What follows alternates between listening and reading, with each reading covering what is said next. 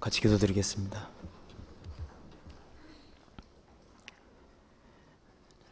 자비로우신 우리 아버지 하나님, 주님의 그 보배로운 피로 우리 죄의 소리를 구속해 주시고 세상 많은 사람 가운데 저희를 하나님 자녀로 불러주셨습니다. 또 변함없이 저희를 지켜주시고 하나님의 은혜와 진리 가운데 인도해 가심을 믿고 감사합니다. 오늘 저희들 이 자리에 이렇게 같이 모여서 주님의 말씀을 배우려고 합니다. 주님 이 자리에 함께해 주시고 도와주셔서 저희들로 하여금 주님의 뜻을 더 올바로 알 수 있도록 도와주시고 주님 말씀 가운데 걸어가는 사람 되도록 도와주옵소서. 세상은 너무나도 타락해 가고 있습니다. 이 험악한 세상에서 저희들이 진리 가운데서만 살아갈 수 있도록 도와주옵소서. 오늘 모든 시종을 주 성령께서 주장해 주시고 도와주옵소서. 이 모든 말씀 예수 그리스도 이름으로 기도합니다. 아멘. 성경 고린도전서 8장 찾으시겠습니다.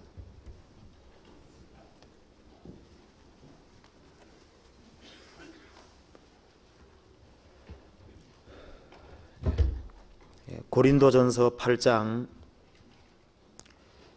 1절부터 제가 읽어보겠습니다. 우상의 제물에 대하여는 우리가 다 지식이 있는 줄 아나 지식은 교만하게 하며 사랑은 덕을 세우나니 만일 누구든지 무엇을 아는 줄로 생각하면 아직도 마땅히 알 것을 알지 못하는 것이요 또 누구든지 하나님을 사랑하면 이 사람은 하나님의 아시는 바 되었느니라.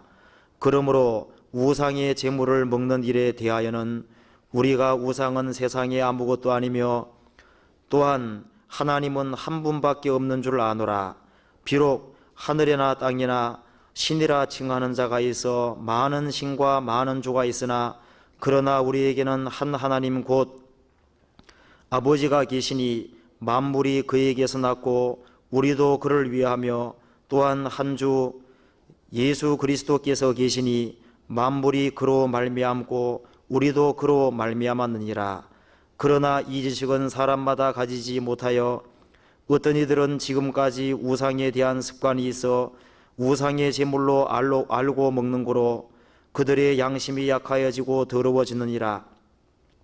식물은 우리를 하나님 앞에 세우지 못하나니 우리가 먹지 아니하여도 부족함이 없고 먹어도 풍족함이 없으리라. 그런즉 너희 자유함이 약한 자들에게 그치는 것이 되지 않도록 조심하라. 지식 있는 내가 우상의 집에 앉아 먹는 것을 누구든지 보면 그 약한 자들의 양심이 담력을 얻어 어찌 우상의 제물을 먹게 되지 않겠느냐. 그러면 내 지식으로 그 약한 자가 멸망하나니 그는 그리스도께서 위하여 죽으신 형제라. 이같이 너희가 형제에게 죄를 지어 그 약한 양심을 상하게 하는 것이 곧 그리스도에게 죄를 짓는 것이니라. 그러므로 만일 식물이 내 형제로 실족케 하면 나는 영원히 고기를 먹지 아니하여 내 형제를 실족지 않게 하리라. 그 다음에 하나 넘겨보시겠습니다. 10장 14절에 그런즉 내 사랑하는 자들아 우상 숭배하는 일을 피하라. 19절 그런즉 내가 무엇을 말하느뇨 우상의 제물은 무엇이며 우상은 무엇이라 하느뇨 대저 이방인의 제사하는 것은 귀신에게 하는 것이요 하나님께 제사하는 것이 아니니 나는 너희가 귀신과 교제하는 자 되기를 원치 아니하노라. 한 번 넘겨보시겠습니다. 10장 31절에서부터 33절까지 같이 읽겠습니다. 그런즉 너희가 먹든지 마시든지 무엇을 하든지 다 하나님의 영광을 위하여 하라. 유대인에게나 헬라인에게나 하나님의 교회나 거치는 자가 되지 말고 나와 같이 모든 일에 모든 사람을 기쁘게 하여 나의 유익을 구치 아니하고 많은 사람의 유익을 구하여 저희로 구원을 얻게 하라. 네, 거기까지. 이화 목사님께서는 지금 괌에 전도 집회 가셨습니다. 그래서 오늘 제가 대신 나왔습니다. 내일 모레부터 추석이기 때문에 지방에 가신 분이 많은 것 같습니다. 그리고 오늘 원래 이렇게 추석이 가까이 다가오면은 구원받은 사람들이 항상 묻는 질문이 그 우상의 제물에 관한 질문들을 하기 때문에 우리가 이 문제를 잠깐 생각하면서 그리스도인들이 또 교회 생활을 어떻게 해야 될지를 좀 관련시켜서 자세하게 말씀을 좀 드리겠습니다. 여기에 고린도전서 8장의 말씀 가운데 먼저 11절을 보시겠습니다. 그러면 내 지식으로 그 약한 자가 멸망하나니 그는 그리스도께서 위하여 죽으신 형제라. 구원, 이제 교회라고 하는 것은 구원받은 사람들이 모인 무리가 교회입니다. 그래서 교회 구성원 각자가 여기 말씀한 대로 그리스도께서 위하여 죽으신 형제라. 교회 내 여러 부류의 사람들이 있지만은 다 동일한 것은 그리스도께서 구원받은 사람 중에 지극히 작은 자라고 할지라도 여기 말씀하신 대로 그리스도께서 위하여 죽으신 형제다, 그렇게 말씀을 하고 있습니다.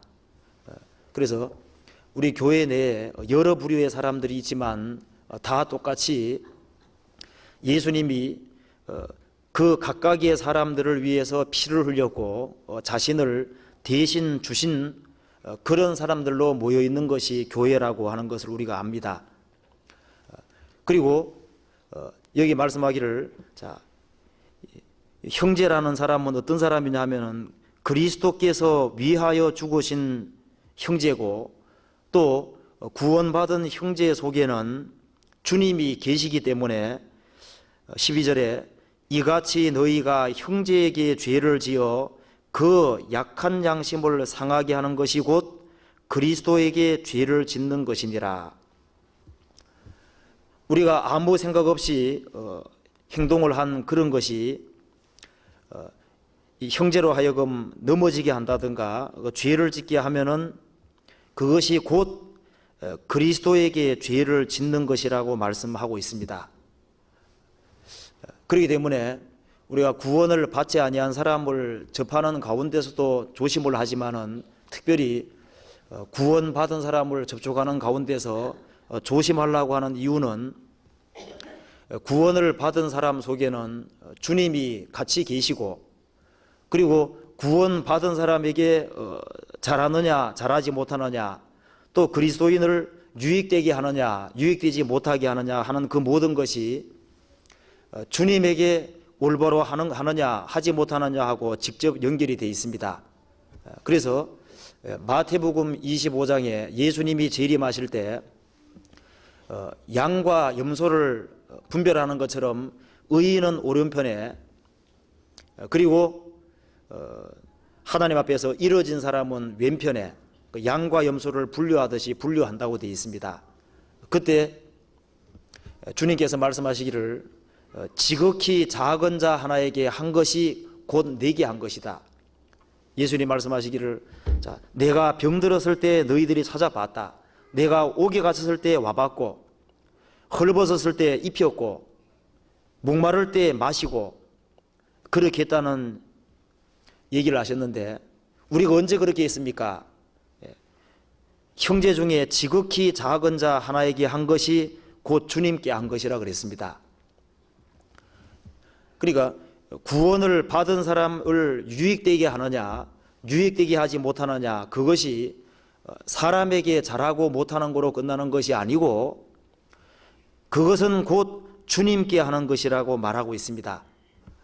그래서 옛날에 사울이 예수 믿는 사람을 핍박할 때 예수님 말씀하시기를 사울아 사울아 어찌하여 내가 나를 핍박하느냐. 주여 니시오니까 너는 내가 핍박하는 예수다. 그래서 그리스도인들을 핍박했는데 주님께서 주님 자신을 핍박했다고 말씀했습니다. 그리고 한 사람이 구원을 받을 때 구원을 받지 아니한 사람이 구원받은 사람을 미워할 때 먼저 나를 미워한 줄 알으라 그랬습니다. 왜? 그 속에 주님이 계시니까. 그리고 베드로 전서 4장에 보면은 그리스도인들이 그리스도인이 되기 전에 마음대로 죄를 짓다가 죄에서 구별돼서 신앙생활을 할 때 그 구원받지 아니한 사람들이 그것을 이상히 여겨서 비방할 때 산자와 죽은 자 심판하기를 예비하신 자 그 예수님에게 그리스도인들을 비방한 그 문제를 직접 고백하게 될 것을 말씀하고 있습니다. 그리고 삼가 이 소자 중에 한 사람도 업신여기지 마라. 저희 천사들이 하늘에서 하늘에 계신 내 아버지 얼굴을 항상 비옵느니라. 그래서 그리스도인들이 신앙생활하는 데 있어서 구원을 받지 아니한 사람과 접촉해서 살아가는 그 삶에서도 구원받지 아니한 사람에게 유익이 된다는 것이 중요한 것처럼 특별히 구원받은 사람들 속에서도 우리가 그 덕을 세우고 유익되도록 한다는 것이 아주 중요하다는 것을 고린도전서 8장, 9장, 10장에 걸쳐서 자세하게 사도 바울이 설명을 하고 있습니다. 자, 그래서 여기에 고린도전서 8장에 우상의 제물을 가지고서 예를 들고 있는데 먼저 그것을 말씀드리기 전에 1절부터 한번 보시죠. 1절에 우상의 제물에 대하여는 우리가 다 지식이 있는 줄 아나 지식은 교만하게 하며 사랑은 덕을 세우나니 만일 누구든지 무엇을 아는 줄로 생각하면 아직도 마땅히 알 것을 알지 못한 것이요 또 누구든지 하나님을 사랑하면 이 사람은 하나님의 아시는 바 되었느니라.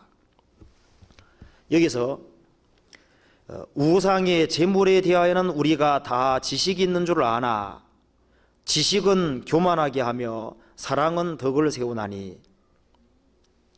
이 말씀에서 지식은 교만하게 한다. 그 말은 지식만 있고 사랑이 없으면은 그건 사람을 교만하게 만들고 오히려 다른 사람에게 많은 문제를 줄 수 있다는 걸 말하고 있습니다. 그래서 사랑이 없는 지식만 있으면은 문제가 많이 생기죠. 히틀러도 별별 것을 많이 알지만은 그 사람을 사랑하는 마음 없습니다. 마귀도 세상에서 별별 것을 다 잘 압니다. 그런데 사랑은 없지 않습니까? 그리고 사랑은 있는데 지식은 없다. 그것은 거짓된 사랑으로 흐를 수 있고 언제든지 잘못될 수 있습니다. 그래서 이 사도 바울이 말씀하는 것은 지식도 필요한데 그 사랑에 바탕하는 지식이 아니면은 오히려 그리스도인의 삶 속에서 많은 문제가 파생될 수 있기 때문에 그 사랑에 바탕한 지식을 갖도록 자세하게 권면을 하고 있습니다. 그래서 우리가 신앙생활하는 데 있어서 가장 근본적인 기초라고 할 수 있는 것이 물론 구원받은 사람 속에 주님을 향한 사랑이 있다는 것이 가장 중요한 것이 될 수 있습니다. 자, 내가 그리스도인이냐 아니냐 하는 가장 중요한 표지가 있다면은 하나님을 사랑하느냐 하는 그것이라고 할 수 있습니다. 그래서 마귀도 하나님도 잘 알고 예수님도 잘 알지만은 사랑하는 마음은 없습니다. 그래서 한 사람이 정말 구원을 받았느냐 안 받았느냐 그것을 무엇으로 알 수 있냐면은 정말 그리스도를 사랑하느냐 그리고 자기의 모든 것보다도 더 사랑하느냐 그것이 그리스도인인지 아닌지를 결정하는 가장 중요한 기준이 될 겁니다. 그래서 로마서 5장 5절에 보면은 성령으로 말미암아 하나님의 사랑이 우리 마음에 부음받음이니 그 예수님의 죽으심과 부활하심이 성령의 도우심으로 깨달아질 때 그 예수님이 그 받으신 그 형벌 모든 것이 정말 자기 때문이라고 하는 것이 일대일로 연결이 딱 됩니다. 그리고 사도 바울이 말씀하기를 누구든지 주를 사랑하지 아니하는 자는 저주를 받을지어다. 왜냐하면 그것이 그리스도인인지 아닌지를 구별하는 가장 중요한 표적이 될 수 있기 때문에 그렇게 말하고 있습니다. 여기에 고린도전서 16장 22절을 같이 읽어보시겠습니다.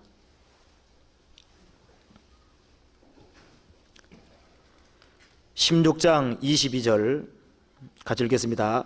만일 누구든지 주를 사랑하지 아니하거든 저주를 받을지어다. 주께서 임하시느니라. 자, 만일 누구든지 예외가 없습니다. 누구든지 주를 사랑하지 아니하거든 저주를 받을지어다. 주께서 임하시느니라. 이 말은 그리스도인이라면은 저주를 받지 아니할 사람이라면은 틀림없이 주님을 자기의 모든 것보다 사랑하는 마음이 있기 때문에 이 말을 하고 있습니다. 예수를 너희가 보지 못하였으나 사랑하는도다. 이제도 보지 못하나 믿고 말할 수 없는 영광스러움 즐거움으로 기뻐하나니 믿음의 결국 곧 영혼의 구원을 받음이라.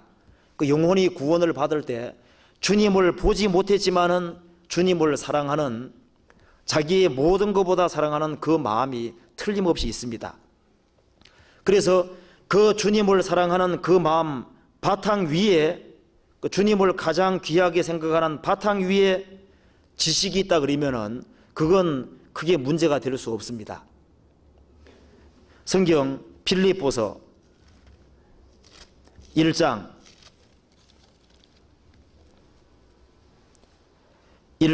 9절에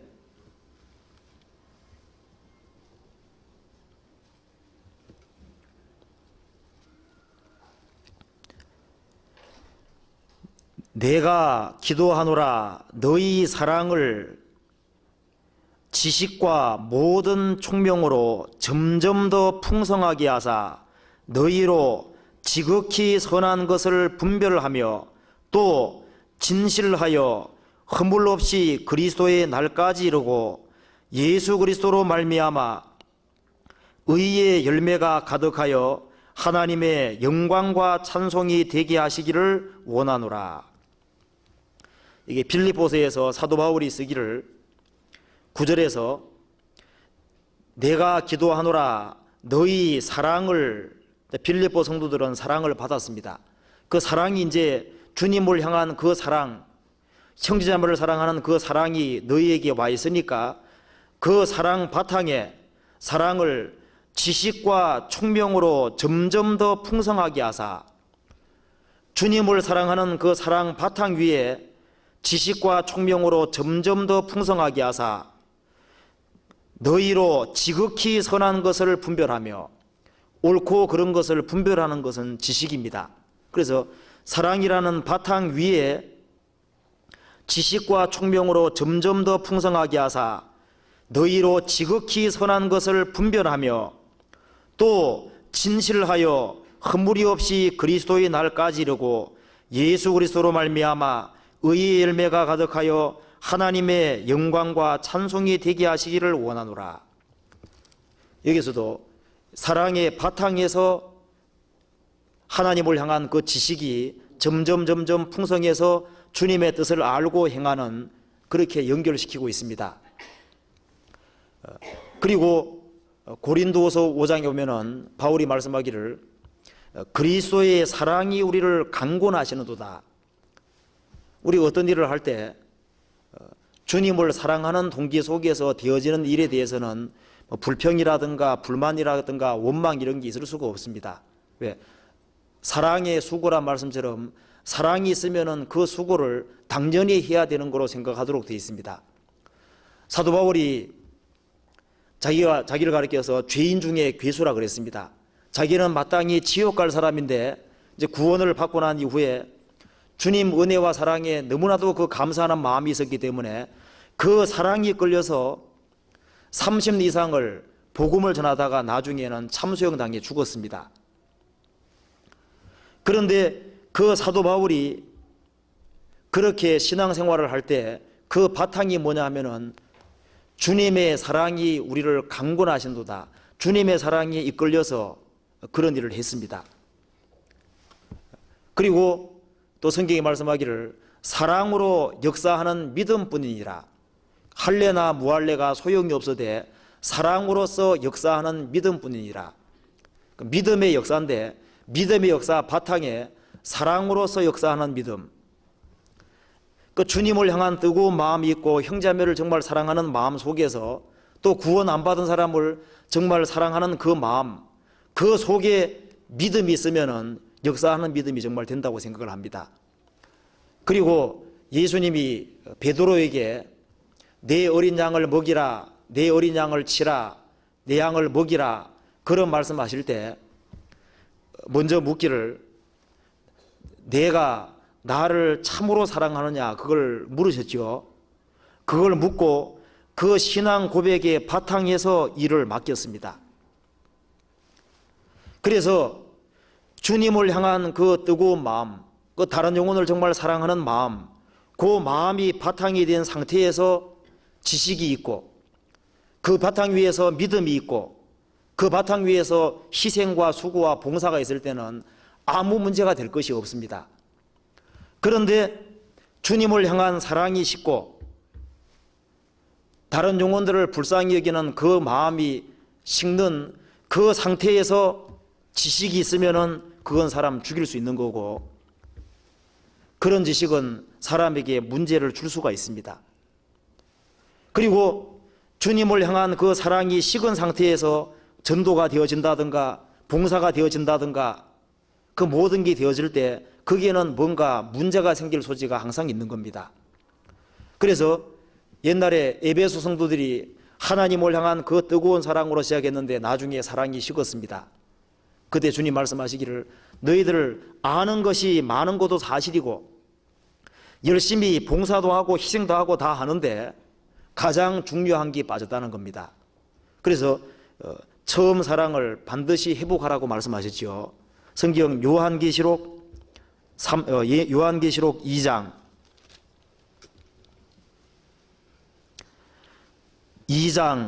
4절 5절을 같이 읽어보시겠습니다.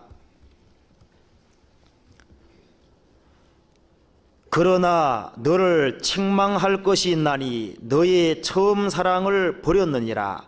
그러므로 어디서 떨어진 것을 생각하고 회개하여 처음 행위를 가지라. 만일 그리하지 아니하고 회개치 아니하면 내가 내게 임하여 내 촛대를 그 자리에서 옮기리라. 앞에 칭찬을 쭉 해놓고 난 이후에 열심히 희생하고 수고하고 거짓된 걸 드러낸 그런 거 잘 안다는 겁니다. 그러나 너를 책망할 것이나니 너의 처음 사랑을 버렸느니라. 그 주님을 향한 그 뜨거운 사랑, 형제자매를 사랑하는 마음, 그 구원받지 아니한 사람을 불쌍히 생각하는 그 마음, 이제 그것이 식어버렸다는 겁니다. 그래서 그것을 회복시키라. 처음 행위를 가지라고 성경이 나와 있죠. 그러면은 이제 구원을 받은 이후에 신앙생활을 쭉 해오다가 그 주님을 향한 그 처음 사랑이 식어져 버렸다. 그럼 사랑이라고 하는 것이 어디서 나오느냐? 물론 하나님하고 정상적인 교제 가운데서만 나올 수 있습니다. 성경에 사랑의 출처를 말하고 있는데 그 디모데전서 5장을 보시겠습니다. 디모데전서 1장 1장 5절을 보시겠습니다. 경계의 목적은 청결한 마음과 선한 양심과 거짓이 없는 믿음으로 나는 사랑이거늘 이 말씀에서 사랑이 어디에서 나오는지를 여기 자세하게 말씀해 놨습니다. 경계의 목적은 사랑이거늘. 그런데 그 사랑은 청결한 마음으로부터 나는 사랑, 선한 양심으로부터 나는 사랑, 거짓이 없는 믿음으로 나는 사랑이거늘. 여기에 나는이란 말에 세 가지가 다 붙습니다. 그래서 청결한 마음에서 사랑이 나오고, 선한 양심에서 사랑이 나오고, 거짓이 없는 믿음에서 나오는 사랑이거늘. 그러니까 우리가 사랑합시다, 그렇게 사랑 나오는 게 아니고, 사랑은 저절로 나오는데 어디에서 나오냐 하면은 그 주님을 향한 거짓이 없는 그 확실한 믿음, 그리고 죄에서 구별된 선한 양심, 그 청결한 마음. 구원받은 사람이 하나님 말씀을 계속 가까이 하고 하나님 말씀으로 자기를 씻어내고 계속적으로 구별시키는 그 과정 속에서 그 청결한 마음, 선한 양심, 거짓이 없는 믿음에서부터 사랑이 나온다는 겁니다. 그래서 만일 이 믿음 자체가 무슨 문제가 생기고 양심이 타락하고 청결한 마음이 없이 세상 것이 속에 딱 들어와 있으면은 주님을 사랑하는 마음, 형제자매를 사랑하는 마음, 구원받지 아니한 사람을 불쌍히 여기는 그런 마음이 나올 수가 없습니다. 세상이나 세상에 있는 것들을 사랑하지 마라. 세상이나 세상에 있는 것들을 사랑하면 아버지의 사랑이 그 속에 있지 아니하니 그랬습니다.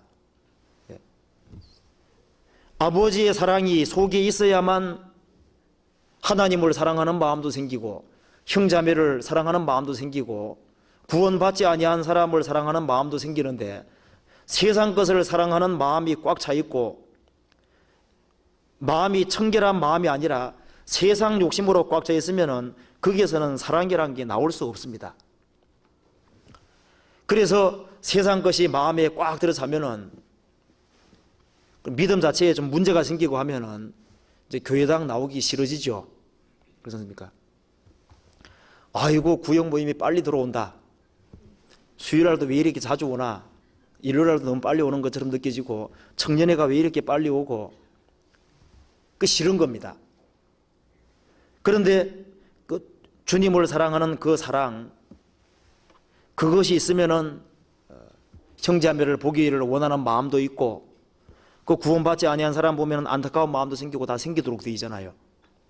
그래서 이 성경에서 사도 바울이 이제 권고하기를, 자, 그리스도인들의 신앙생활에 있어서 특별히 이제 여기서는 믿는 사람들 안에서 지금 하는 얘기입니다.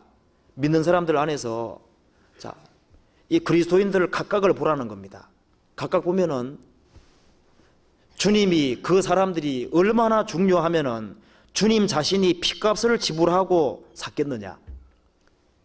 자, 그런 사람들로 구성이 되어 있고 그 구원받은 사람들 속에 각각 주님이 있다는 겁니다. 자, 그렇다면은 그리스도인 속에서 주님을 향한 그 사랑이 없은 상태에서 지식만 가지고 있으면은, 그러면은 그것이 어떤 문제를 줄 수 있다고 하는 그것을 사도 바울은 간추했기 때문에 이제 우상에 대한 재물, 이 문제가 아마 사도 바울에게 문의 됐던 것 같습니다. 그래서 사도 바울이 이제 이 문제를 풀어주려고 얘기하는 겁니다. 자, 어떤 사람들이 우상의 재물에 대해서는 우리가 다 지식이 있는 줄 아나. 그런데 그 지식만 있다 그러면은 이것이 어떤 문제를 줄 수 있는지를 자세하게 지금 설명하고 있는데, 그 한번 4절을 보시죠.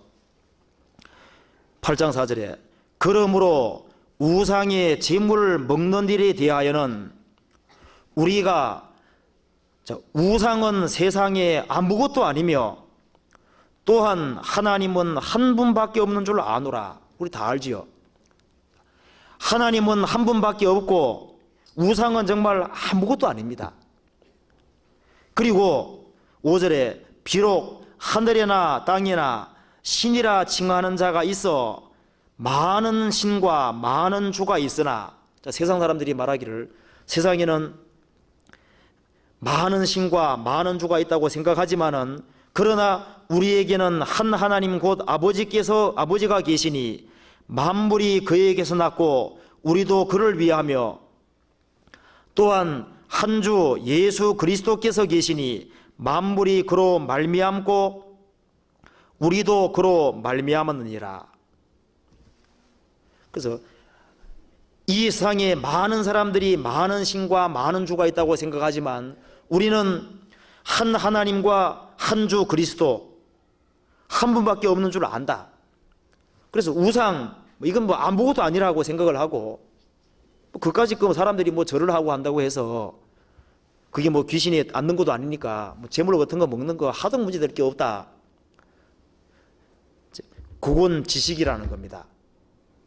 자기에게는 문제가 안 되지만은 우상의 재물에 습관이 있는 사람, 귀신이 와서 붙는다고 생각도 하고 뭔가 좀 꺼림직한 그런 마음을 갖고 있는 사람이 구원을 받고 신앙생활을 잘하고 또 하나님을 향한 지식 같은 걸 가지고 있다고 생각하는 사람이 담대하게 우상의 집에 앉아서 재물을 먹고 이렇게 하면은 구원을 받고 연약한 사람이 저 오래된 사람이 저걸 먹는구나. 그렇게 하고 자기도 담력을 얻어 먹을 때 그건 자기 믿음이 안 되니까요. 하나님 앞에 죄를 짓는다는 그런 느낌을 갖고 죄책감을 갖고 그걸 먹게 되는 겁니다.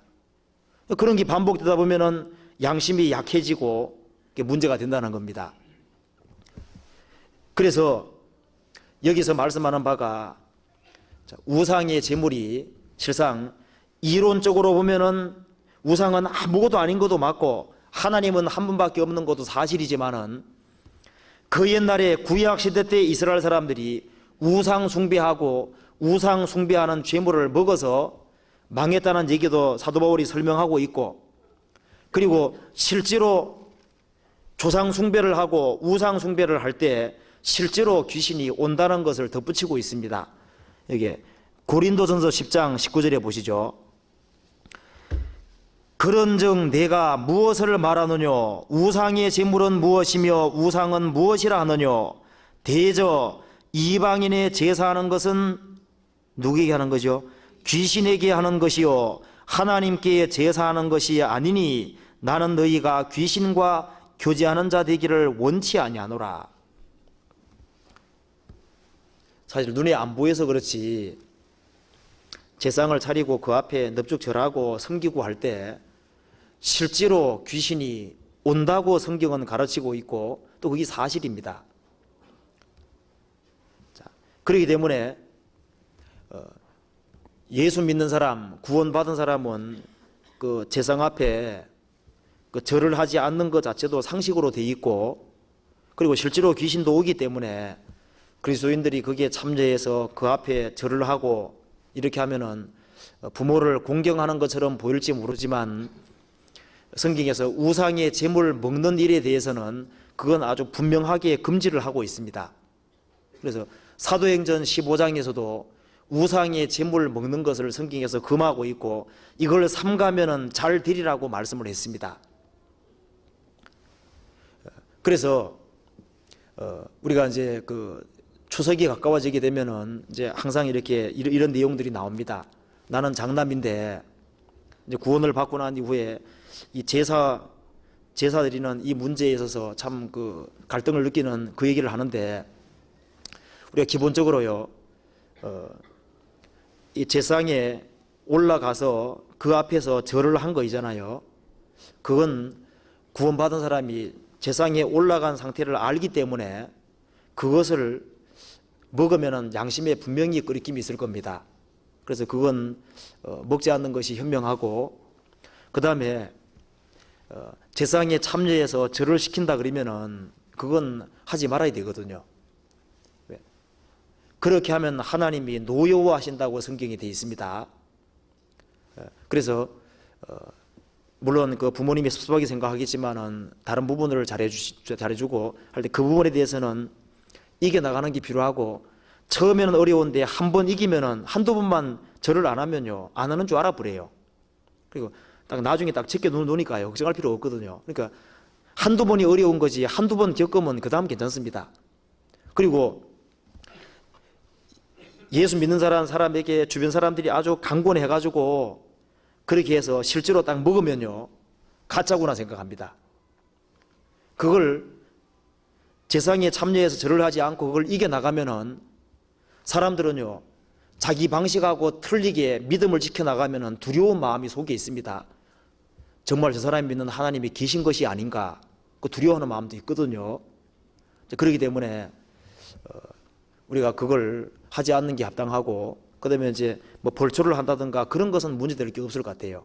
그리고 이제 뭐 가서 묵념을 이렇게 한다든가 우리는 묵념하면서 옆 주변 사람들 구원받기 위해서 이렇게 할 거 아니에요. 그렇지 않습니까? 그래서 그 뭐 음식을 이렇게 만들어 주는 것이라든가 그런 것에 하등 문제될 게 없는데 그 제상에 차려지고 그 앞에 절을 하고 할 때는 분명히 이것이 하나의 어떤 이렇게 예식으로 끝나는 게 아니라 틀림없이 뭔 문제가 있습니다. 그리고 제상을 차릴 때 조상이 온다 그러면요 저도 이런 생각 해봤는데 만일 이게 조상 숭배라 해서 조상이 온다 그러면은 여러 번 매일매일 하는 것이 합당할 거고 그 다음에 조상이 온다 그러면은 제상 안 한다 그래도 복을 줘야 됩니다. 안 그렇습니까? 그런데 살아있을 때 하고 죽음 건너갔을 때 하고 살아있을 때 자식이 못 낳아서도 어떻게 하든 간에 잘해주려고 하는 게 부모잖아요. 그런데 이제 죽음 건너가고 난 이후에 제상을 차려놓고 그걸 안 한다 해가지고 재앙을 내리고 막 일이 안 되게 하고 그렇게 하는 게 조상이겠느냐? 조상이 아니고 귀신입니다. 귀신. 그래서 정말 제상을 차리고 이렇게 할 때 조상이 정말 온다 그러면은 제상 안 차리면 어떻게 하겠습니까? 아, 무슨 일이 있어가 안 차리겠구나 하고 그리고 뒤에서 좀 이렇게 잘 돌봐줘야 될 거 아니에요. 근데 딱 기다려가지고 안 차려주면은 벌을 내리고 재앙 내리고 그렇게 하는 것은 조상이라고 할 수 없잖아요. 누가복음 10장에 보면은 죽음을 건너간 사람이 제사 드려주기 원하는 게 아니라 나는 속아서 음부에 떨어졌으니까 제발 너희들은 오지 말아라 그걸 원할 겁니다. 죽음 건너간 사람이 제상 차려주고 절해주고 그런 거 바라겠습니까? 바라지 않습니다. 바라지 않고 나는 속아서 왔지만은 자기 인격은 가지고 있으니까요. 제발 너희들만은 예수를 믿고 빨리 구원받으라 그거 원할 겁니다. 그리고 귀신이 실제로 옵니다. 오기 때문에 그리스도인들이 그 부분에 대해서는 조심하는 게 필요하고 그 다음에 이제 이웃집에서 어떤 떡을 가져왔다. 그 묻지 말고 그냥 먹으라 그랬습니다. 그리고 이제 그래도 끓임째 가면은 남에게 주면 되는 거고 이게 이제 제사 음식입니다. 이제 제사 떡입니다. 이렇게 하고 주면은 그 알게 한 자를 위해 먹지 말라고 생각이 나와 있잖아요. 모를 때는 모를 때는 문제될 게 없거든요. 주님 모든 걸 다 만드신 거니까. 자, 그래서 우리가 교회 내에서 지금 저게 우상의 제물뿐 아니라 우리가 신앙생활하는 가운데서도 내 자신에게는 문제가 안 되는 게 다른 사람에게는 문제가 될 수 있습니다. 제가 예를 한번 들어보면요. 제가 이제 얼마 전까지만 해도 포청천을 좀 여러 번 봤어요. 이제 그거 보니까 아주 재판하는 게 좀 재밌더라고요. 근데 이제 우리 딸내미가 뭐라 그러냐면은 우리 아버지는 포청천을 제일 좋아한다고. 아니 그러면은 다른 사람 생각하기에 야, 저 텔레비전만 아주 열심히 보는 사람이구나 이렇게 생각할 수도 있고 그러면 이제 구원받은 사람은 텔레비전을 잘 안 보는 걸로 알고 있는데 그렇게 하면은 다른 사람에게 그걸 혹시나 그걸 조장하는 얘기가 되지 않을까 그 두려운 마음도 있거든요. 그리고 살아가면서 보면은 이 그리스도인이 됐다고 하는 것은 다른 사람들의 이목도 아주 많은 거잖아요. 저도 옛날에 구원을 받고 난 이후에 참 기쁘게 살았습니다. 근데 이제 뭐 답답한 일도 생기잖아요. 그러니까 이제 불이 푹 죽어 있고 막 우울하고 이렇게 있으니까 주변 사람들이 너도 우울해 하냐? 그러니까 참 덕이 안 되더라고. 아 그렇구나. 그러니까 나는 뭐 생각 없이 행동을 하는데 이제 거기 다른 사람에게는 뭐 기쁘게 살아갔는데 문제가 있다고 해가지고 어려워하면 그리스도인도 그렇게 하는구나. 그러면 별거 아니네. 그렇게 해서 다른 사람들 자신의 자체에 대해서 이게 그리스도인하고 그리스도인이 아닌 사람하고 좀 이렇게 구별되는 줄 알았는데 보니까 맨 똑같네. 그렇게 하면 전도가 뒤집어가지고 어렵잖아요. 그렇지 않습니까? 그래서 우리가 신앙생활하는 가운데서 가장 근본적으로 필요한 것이 어떻게 하든 간에 내가 좀 더 조심을 해가지고 다른 사람에게 문제를 안 주면서 어떻게 하든 간에 그리스도인들을 올바로 덕을 세우는 쪽으로, 그리고 구원받지 아니한 사람을 건지는 쪽으로, 그런 식으로 생각하는 마음이 들려면은 바탕에 사랑이 있어야 된다는 것을 강조하는 겁니다. 그래서 오늘 좀 덧붙여서 그리스도인 특별히 이 교회 생활을 하는 데 있어서 좀 필요한 것을 몇 가지만 제가 말씀을 좀 드리겠습니다. 그래서 이 교회 생활을 하는 데 있어서 가장 먼저 필요한 것이 주님을 향하는 그 사랑, 그 사랑의 바탕이 돼서 지식이 있을 때는 그건 덕을 세울 수 있다고 생각합니다. 그리고 이 교회 생활을 하는 데 있어서 꼭 필요한 것을 또 한 가지 잠깐 생각해 보자면은 성경 한번 보시죠. 이게 고린도전서 14장 14장 9절 보시겠습니다. 8절 만일 나팔이 분명치 못한 소리를 내면 누가 전쟁을 예비하리요. 이와 같이 너희도 혀로 알아듣기 쉬운 말을 하지 아니하면 그 말하는 것을 어찌 알리요. 이는 호응에다 말하는 것이니라. 자, 그리고 19절 그러나 교회에서는 내가 남을 가르치기 위하여 깨닫는 마음으로 5마디 말하는 것이 1만마디 방언으로 말하는 것보다 나으니라. 29절 예언하는 자는 2이나 3이나 말하고 다른 이들은 분별할 것이요. 32절 예언하는 자들의 영이 예언하는 자들에게 제재를 받나니 하나님은 어지러움의 하나님이 아니시오 오직 화평의 하나님이시니라. 40절 모든 것을 적당하게 하고 질서대로 하라. 이 말씀에서 우리가 이제 이 신앙생활을 하는 데 있어서 같이 이렇게 모여서 일단 더불어서 신앙생활을 해야 되기 때문에 꼭 필요한 것이 가능하면은 덕을 세우는 쪽으로 해야 된다는 걸 말하고 있고, 또 한 가지는 이 모임 가운데서 알아듣기 쉬운 말을 하라고 되어 있습니다. 그래서 고린도전서 14장 8절에 만일 나팔이 분명치 못한 소리를 내면 누가 전쟁을 예비하리요. 이와 같이 너희도 혀로 서로 알아듣기 쉬운 말을 하지 아니하면 그 말하는 것을 어찌 알리요. 이는 허공에다 말하는 것이니라. 나팔이 분명한 소리를 내야 되는 것처럼 너희도 혀로 서로 알아듣기 쉬운 말을 하지 아니하면, 그래서 우리가 신앙생활 가운데서 가장 기본적으로 필요한 것이 알아듣기 쉬운 말을 해야 된다는 거.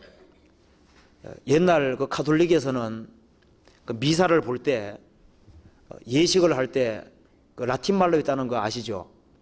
그러니까 일반 신도들은 들어와서 그냥 라틴 말로 떠들어대니까 무슨 말인지 하나도 아멘이 안 되고 하나도 모르는 겁니다. 그래서 우리가 교회 내에서는 알아듣기 쉬운 말을 해야 된다는 게 중요하고, 그 다음에 그 갈라디아 성경 에베소서 한번 봅시다. 에베소서 4장 29절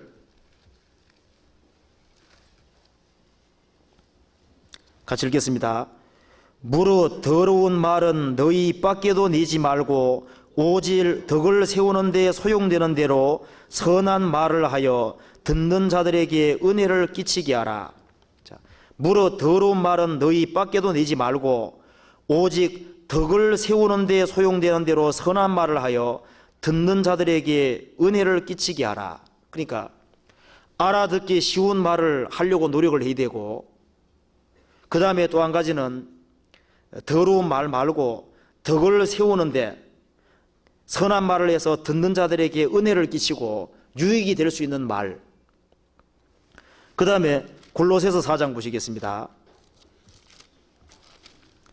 골로새서 4장 6절 같이 읽겠습니다.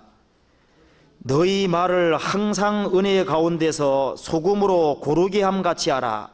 그리하면 각 사람에게 마땅히 대답할 것을 알리라. 자, 우리 음식을 요리하고서 소금이 들어가야 되는데 소금이 너무 많이 들어가면 너무 짜지고 소금이 너무 적게 들어가면 싱거워지잖아요. 그것처럼 그 음식물에 양념을 치듯이 적절한 맛을 내는 것처럼 너희도 말을 그렇게 하라는 겁니다. 그렇게.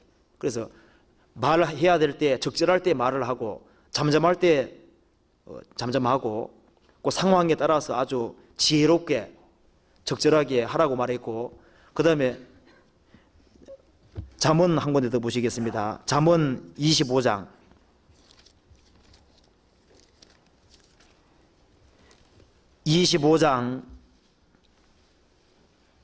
11절 같이 읽겠습니다. 경우에 합당한 말은 아로새긴 은쟁반의 금사관이라. 경우에 합당한 말, 그 상황에 합당한 말은 아로새긴 은쟁반의 금사관이라. 자, 25장 20절을 같이 읽어보시겠습니다. 마음이 상한 자에게 노래하는 것은 추운 날에 옷을 벗음 같고 소다 위에 초를 부음 같으니라. 이제 구원받고 마음에 상심이 돼 있고 낙담이 돼 있는 사람에게 나는 좋은데 뭐 이렇게 해가지고 그 구원 마음이 아주 상해 있고 참 괴로워하고 슬퍼하고 있는 사람에게 노래하는 것은 이 경우에 합당하지 않잖아요. 노래하는 것은 추운 날에 옷을 벗음 같고, 추운 날에 옷을 벗으면 어떻게 되겠습니까? 소다 위에 초를 부음 같으니라. 그래서 마음이 슬퍼하는 사람에게는 같이 슬퍼하고 기뻐하는 사람에게 같이 기뻐하고 그렇게 해야 되는데, 마음이 상해하는 사람에게 노래하고 경우에 합당하지 않지요. 그 옛날에 제가 학위 수양회 갔을 때 어떤 한 분이 아주머니인데요. 뭐 시골에서 땅만 팠습니다. 땅만 파고 농사만 짓다가 전도집회를 아들 권유로 참석했는데 첫날부터 잘 이해가 안 되는 겁니다. 뭐 첫날, 이튿날 계속 이해가 안 되죠. 그래가지고 막 얼마나 화를 내고 그러게 했었는데, 이제 죄 얘기할 때는 좀 기가 좀 번쩍 떠이더래요. 그분이 이제 구원받고 하는 말이. 다른 건 하나도 이스라엘 거 하나도 모르겠는데 죄 얘기할 때 그게 이해가 되고 복음 얘기할 때 복음 다 깨달았습니다. 그래서 우리가 이제 개인적으로 상담할 때도 아주 하나도 못 배운 사람, 이제 그런 사람한테 뭐 이스라엘 쪽 이렇게 얘기해가지고 그건 합당하지 않은 거잖아요. 그렇죠? 그래서 이게 상황에 좀 맞게끔 적절하게 얘기한다는 게 참 어렵습니다. 근데 우리가 구원받고 얼마 안 된 사람에게는 얼마 안 된 사람에게 필요한 말을 할 수 있도록, 구원받고 좀 시간 지난 사람에게는 지난 사람에게 필요한 말을 할 수 있도록. 그래서 모세가 이런 말을 했습니다. 나의 교훈은 내리는 비요 연한 풀 위에 담비로다, 그런 말이 나와 있는데, 그 연한 풀이 있을 때 이제 씨가 심겨져서 싹이 나왔는데 아주 잎이 연합니다. 그럴 때는 장마비가 내리면 큰 문제가 생기잖아요. 그것처럼 그 연한 풀에는 가는 비라고 말했습니다. 가는 비, 담비로다. 그래서 하나님이 식물에게 비를 줄 때도 식물이 어릴 때는 어릴 때 맞게끔 그 가랑비 같은 거 아주 그 약한 비를 주고, 또 튼튼할 때는 튼튼한데 맞게 비를 주는 것처럼 그 비가 말씀도 될 수 있습니다. 그 구원받고 아주 얼마 안 된 사람에게는 밥 못 먹습니다. 얼마 안 된 사람은 젖을 먹어야 되고, 또 시간 지난 사람은 밥을 먹어야 되고, 그래서 상황에 따라 좀 다 틀려야 되는데, 그래서 이 교회 생활하는 가운데서 내 말 자체가 경우에 합당하지 아니하면은 나는 좋은 소리 했는데 다른 사람에게는 전혀 은혜가 안 될 수도 있습니다. 그래서 그런 걸 좀 깊이 좀 생각하는 것도 필요하고, 잠언 27장 14절을 같이 읽어보겠습니다. 이른 아침에 큰 소리로 그 이웃을 축복하면 도리어 저주같이 여기게 되리라. 이른 아침에 큰 소리로 이웃을 축복하면 도리어 저주같이 여기게 되리라. 아침 일찍 정신도 잘 안 들어있는데 가서 막 아주 축복을 하고 그 얘기한다고 좋아할 리가 별로 없을 거 아닙니까? 그리고 구원받은 사람이 신앙생활하는 가운데 가능하면은 변론 같은 것도 하지 않는 게 좋습니다. 변론하다가 언쟁이 생기면 듣는 사람 오히려 유익이 안 되고 완전히 망하거든요. 성경 디모데 후서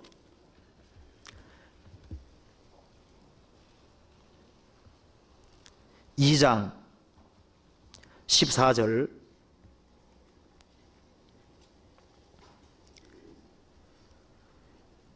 너희는 저희로 이 일을 기억하게 하여 말다툼을 하지 말라고 하나님 앞에서 엄히 명하라. 그다음 읽겠습니다. 이는 유익이 하나도 없고 도리어 듣는 자들을 망하게 함이니라.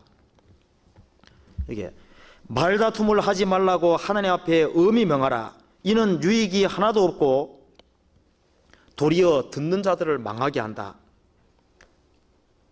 23절 같이 읽겠습니다. 어리석고 무식한 변론을 버리라. 이에서 다툼이 나는 줄을 알미라. 그러니까 어리석고 무식한 변론을 피하라. 이에서 다툼이 나는 줄을 알미라. 이런 얘기 들어보셨죠? 남편이 꽁을 한 마리 잡아왔는데 그 남편이 자랑합니다. 이게 바로 암꽁이라고, 숫꽁이라고. 아내가 아니 그게 어떻게 숫꽁이냐고. 암꽁이라고, 암꽁. 남편이 이게 숫꽁이라니까. 아내는 이게 암꽁이라니까. 그래가지고 막 대판 싸웠다는 겁니다.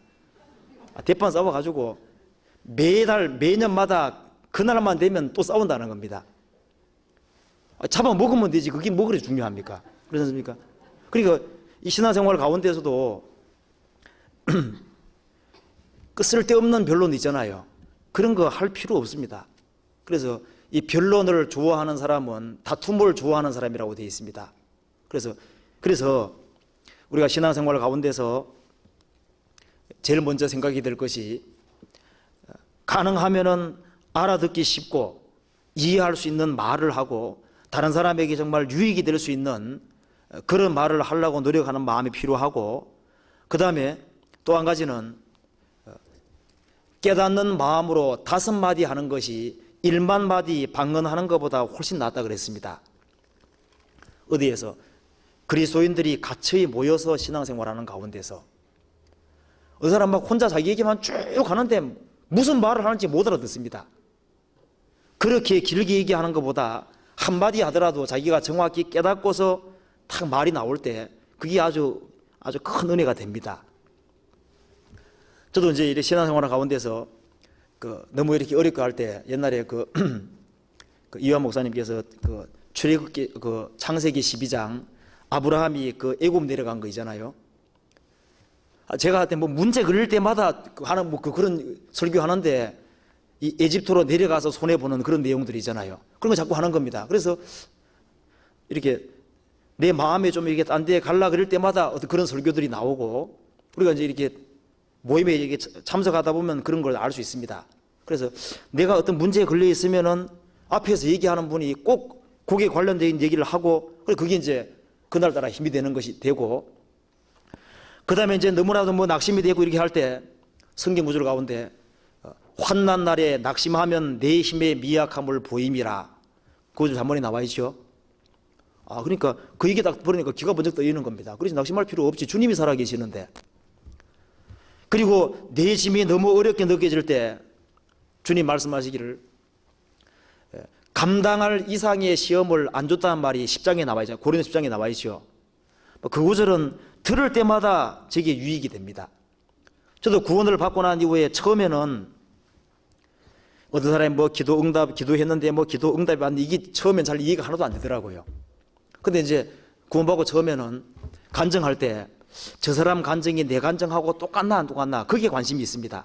그래서 그 사람 입에서 예수님 피에 대한 얘기가 나오고 예수님 피가 정말 자기 죄를 영원히 사해주고 자신을 죄에서 건져줬다는 그 내용이 쭉 나올 때 내하고 깨달은 게 똑같구나 하고 뭐 이제 마음이 탁 가는 겁니다. 안 그렇습니까?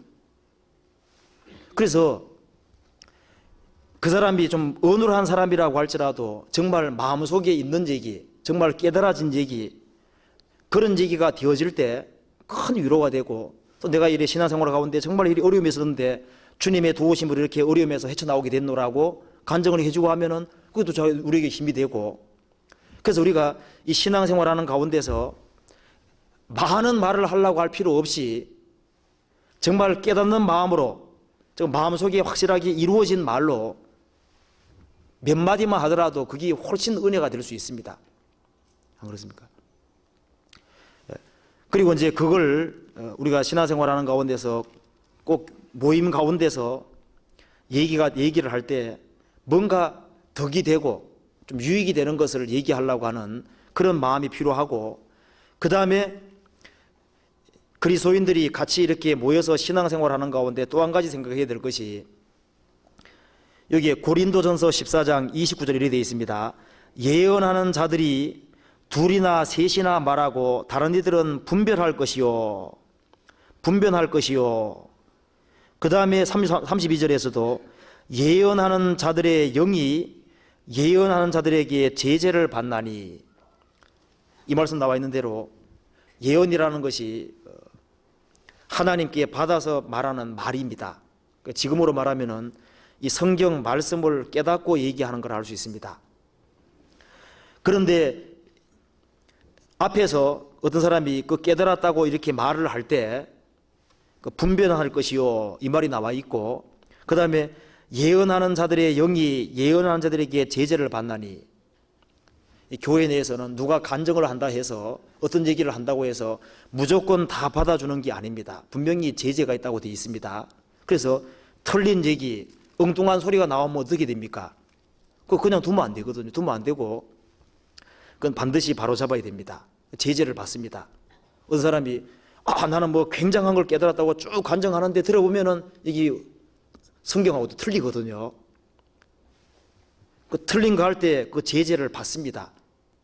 그러면 그 잘못됐으면 얼른 고치지 아니하고 그걸 내버려 두면은 적은 노력이 온 덩어리에 퍼진다는 말씀처럼 이 교회에 문제 생길 수 있기 때문에 그런 것을 허용하면 안 되거든요. 성경 갈라디아서 보시겠습니다. 갈라디아서 2장 4절,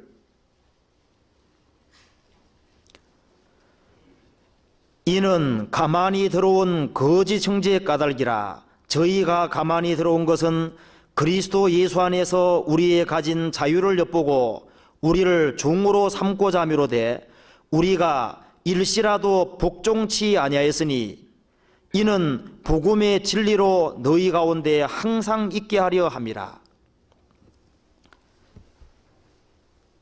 여기에 이 갈라디아 교회 내에 할례를 꼭 받게 해야 된다, 율법을 꼭 지키도록 해야 된다, 잘못된 사람들이 들어왔기 때문에 우리가 일시라도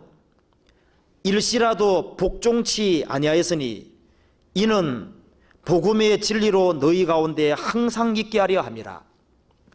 틀린 얘기가 나오면은 그게 정말 교회적으로 문제가 될 때는 일시라도 순종하지 않고 그 틀린 것을 용납해 두고 하면은 나중에 큰 문제가 생깁니다. 성경 디도서 1장 10절 348페이지.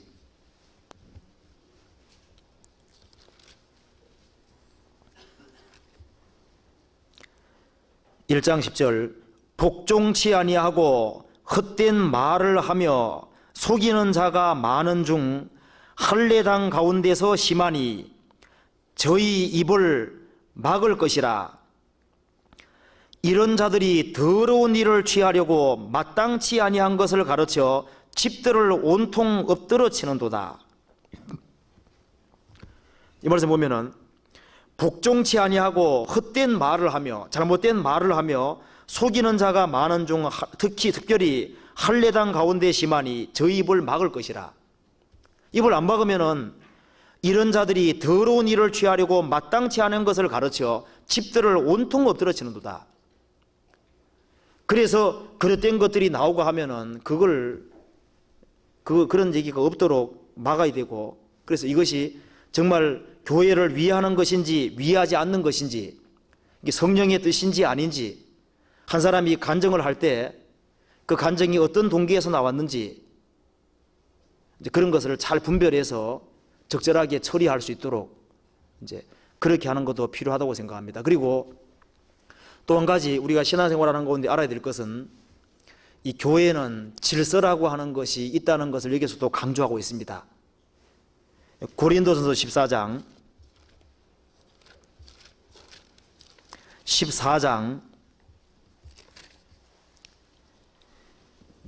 34절,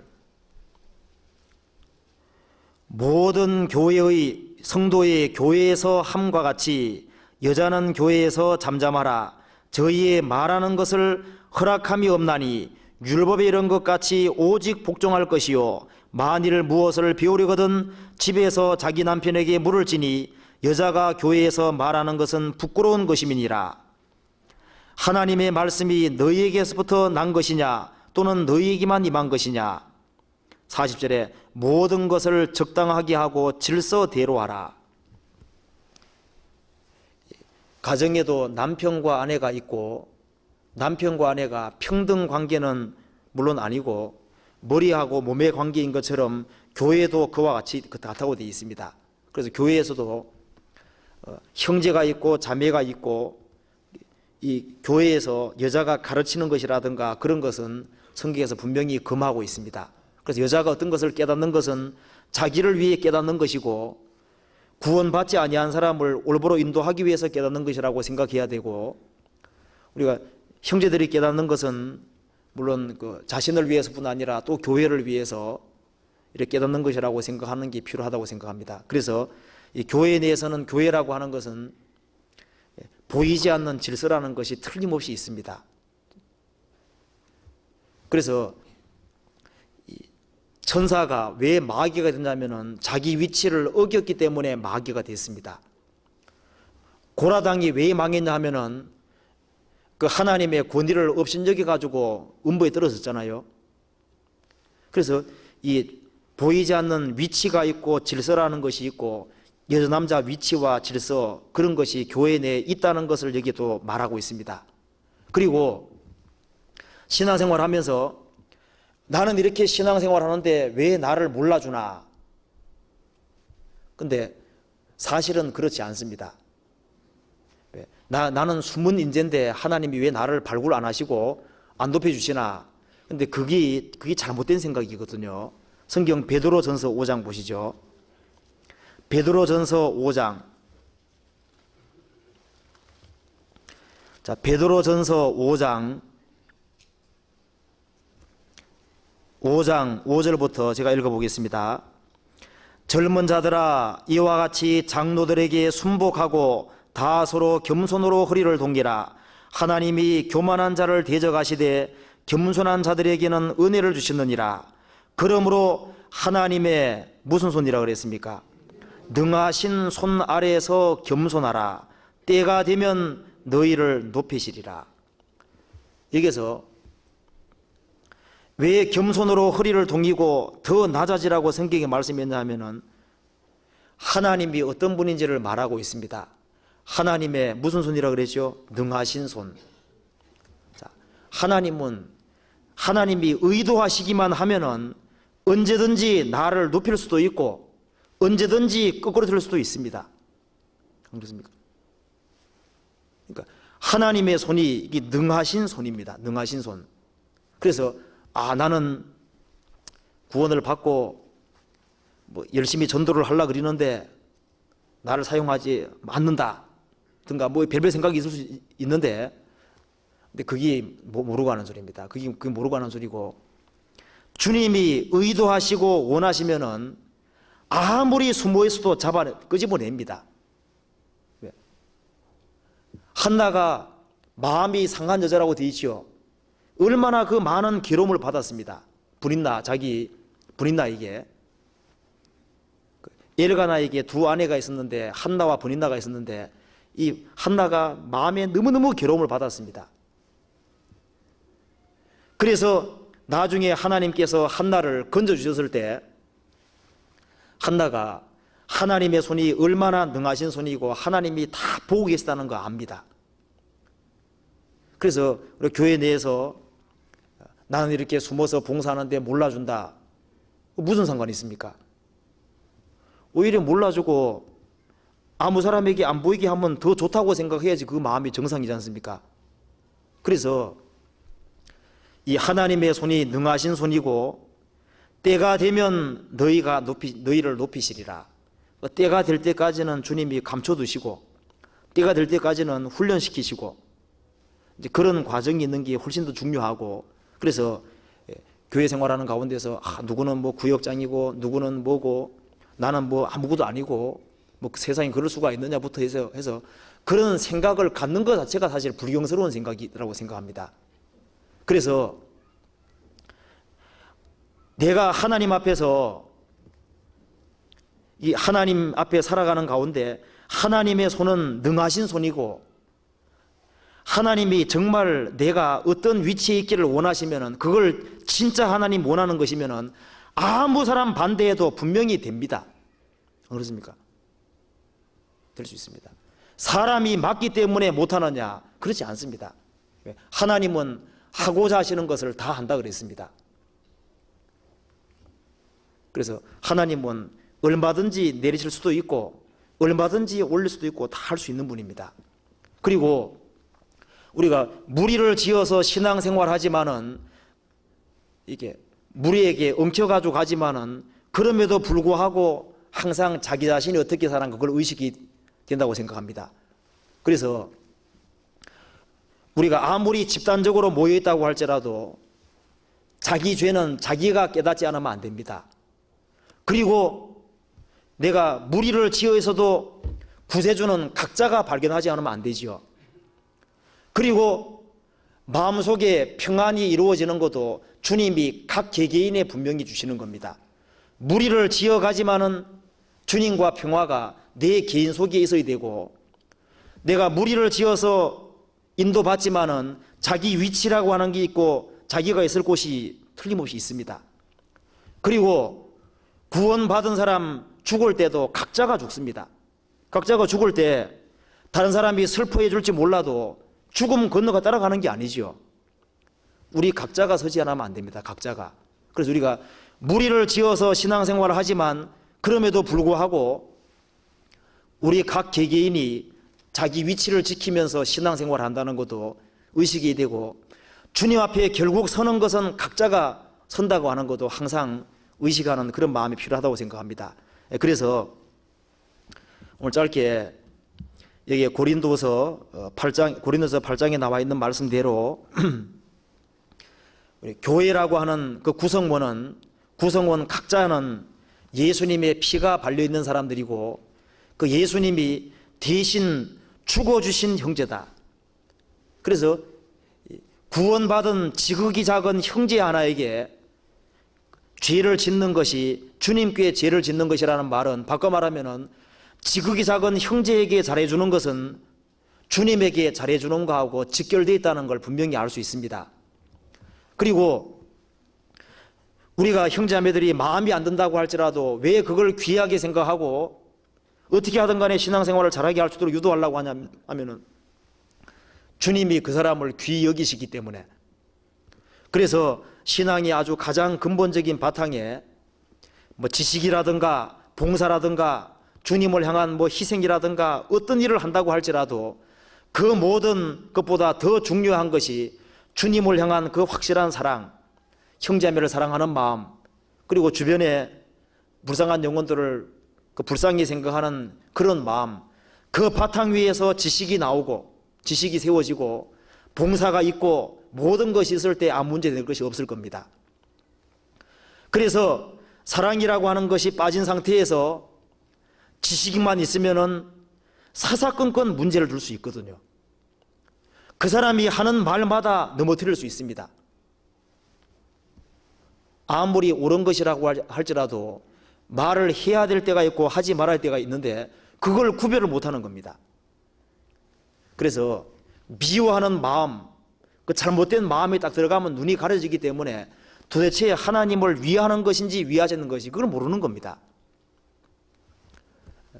그래서 우리가 신앙생활하는 가운데서 제일 먼저 생각이 들 것이 사랑이 바탕되는 그 속에서 무슨 일을 하든 간에 덕이 되도록, 유익이 되도록 그렇게 되고, 그리고 우리가 모임을 하면서 내가 어떤 얘기를 한다고 할 때 정말 알아듣기 쉬운 말로, 그리고 깨닫는 마음으로, 그리고 다른 사람이 간증할 때 간증을 100% 무조건 받아들이지 말고 그 간증이 하나님 말씀과 정확히 맞을 때는 받아들이고, 또 그렇지 못할 때는 그런 것은 딱 배격하고, 이제 그런 마음을 좀 갖는 게 필요하다고 생각합니다. 그래서 앞에서 어떤 사람이 얘기를 할 때, 또 모임에서 어떤 간증 같은 게 나올 때 그걸 잘 분별해 가지고 옳은 것은 받아들이는 이제 그런 습관도 이제 길러야 되겠다고 생각이 듭니다.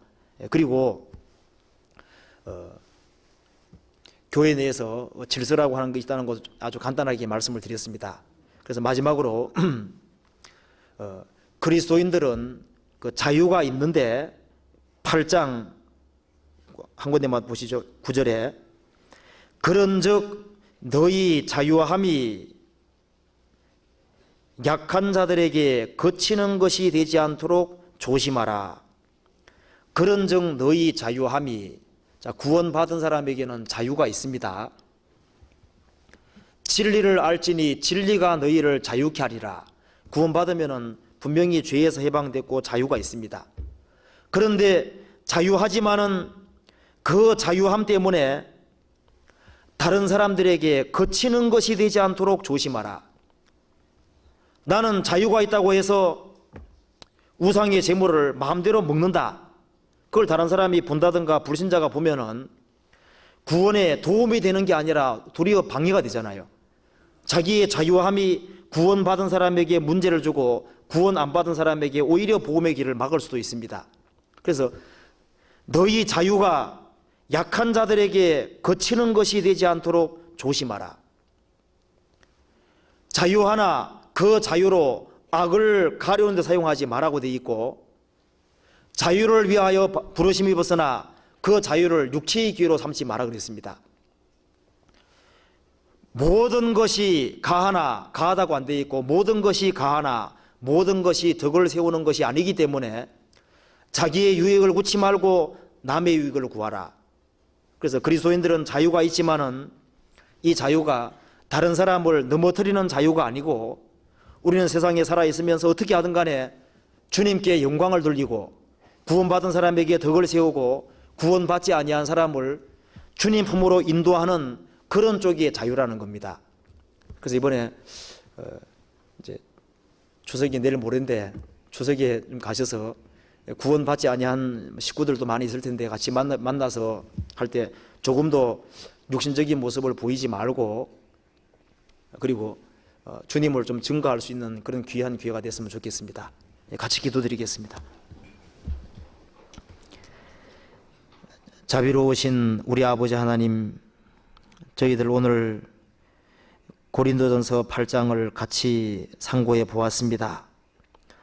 주님이 저희들에게 베풀어 주신 그 은혜와 사랑을 저희들이 측량할 길이 없습니다.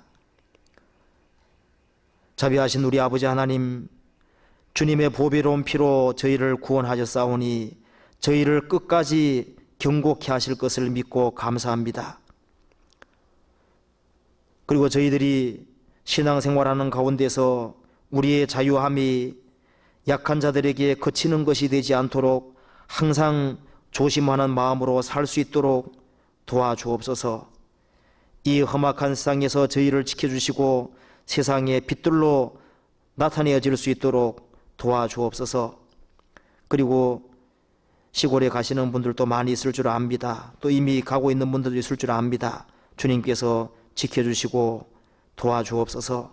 이 모든 말씀 우리를 죄에서 구원해 주신 우리 구주 예수 그리스도 이름으로 기도합니다. 아멘. 찬송 하나 부르겠습니다. 278장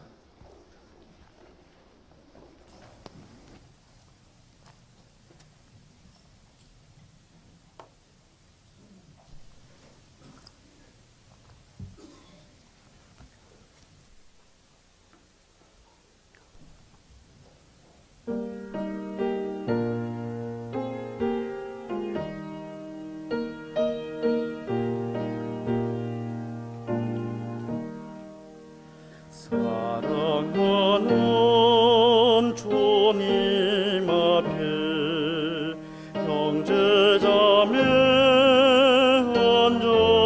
한자리에 거신 은혜 생각하여 즐거운 찬송 부르네. 내 주 예수 오늘 받아 모든 사랑 내 몸같이 환난 근심 위로하고 진심으로 사랑하세. 사랑하는 주님 앞에 온갖 충성 다 바쳐서 괴로우나 즐거우나 주님만 힘써 섬기네. 우리 주님 거룩한 손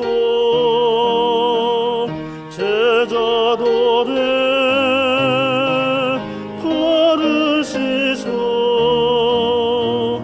남 섬기는 종의 도를 몸소 행해 보이셨네.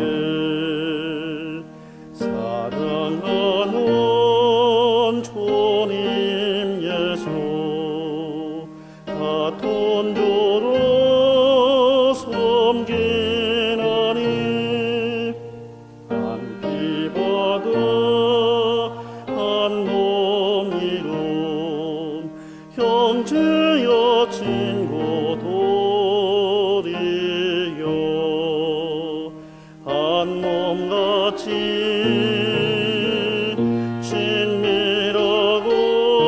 친밀하고 마음조차 하나 되어 우리 주님 거신 도수 지성으로 존행하세. 마치겠습니다.